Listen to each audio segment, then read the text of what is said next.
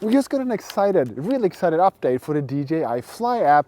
So let's see if we get that new feature on both the DJI Mini 3 Pro and the newer DJI Mini 4 Pro, because these two are my very favorite drones. So let's update the DJI Fly app and see what we get. So to update the DJI Fly app, you just turn on the remote, and this is the DJI RC2, and as you can see here, we just got a notification that new version is available, and we just tap update, and the update is going to start. And to manually update the DJI Fly app, you can just tap your profile, then you go all the way down to settings, and then after that you go down to about. And in about, you have check for updates, and this is where you're going to check for updates for the DJI Fly app. And now when we are back here, it should be updated. We can go back to profile, then let's go to settings again and go down to about, and then we can check for updates, and then it's going to say that the DJI Fly is up to date. Now we just need the DJI Mini 4 Pro, which is down on the ground here. I had a fantastic BJJ exercise today, so I'm a little bit stiff already. So now we're just going to turn the drone on. We're going to get it up into the air. You're going to see what this new update does, because this is one of the biggest updates I've seen in a real long time. I think that this might open up for some fantastic features in the future. And if this works for the DJI Mini 4 Pro, I'm going to be very excited to see if the update is also available and if it is applied the same way in DJI Mini 3 Pro, because I love if DJI is still updating a very, very popular drone. So now let's turn on the DJI Mini 4 Pro. And this update is called 1.16.4, and honestly I think that this one should have been called 1.17, because what we get is just fantastic. So let's get that drone up into the air so we can see what we actually have to deal with here, because this is so cool. So now if we just fly away here,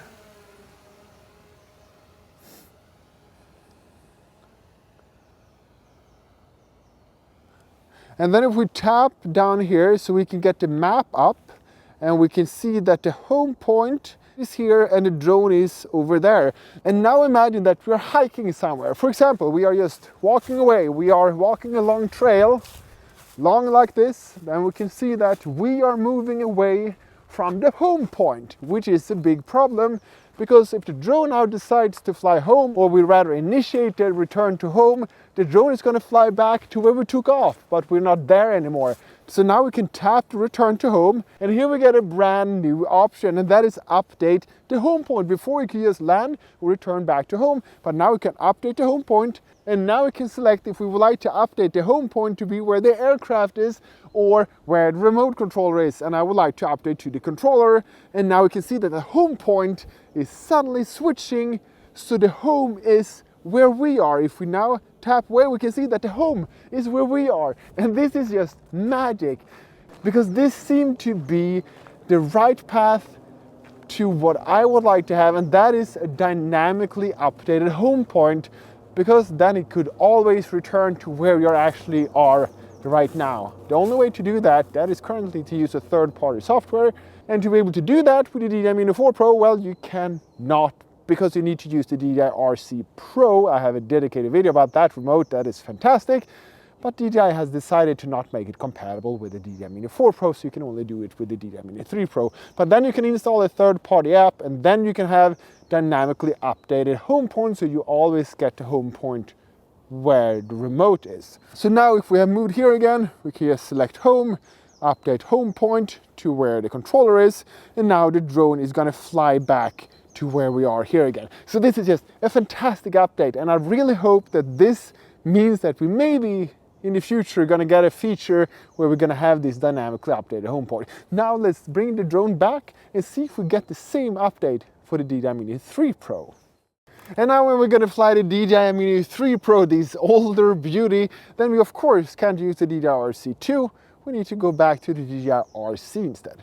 I'm just going to move myself over here to see if we can update the home point. So let's take the map here again. Let's enlarge it. And then if we take update or fly home, no, then it says that we can only land, and that is because we are too close. So we have to fly away a little bit. Now we are further away from the home point. Let's see what's going to happen now. If I select that one, no. So the DJI Mini 3 Pro does not have this feature. That is a big freaking shame, because that would have been fantastic if DJI actually implemented this feature also in the DJI Mini 3 Pro, because that is a fantastic drone. And I love that sometimes more than a DJI Mini 4 Pro, especially thanks to the fantastic obstacle avoidance, that even though it doesn't have 360 obstacle avoidance, many times it's a lot better than the DJI Mini 4 Pro. So thank you so much for watching. See you in the next video. And the next video, that is the one over here, because that is the video YouTube recommended to watch next. Thank you. Have a good one. Bye.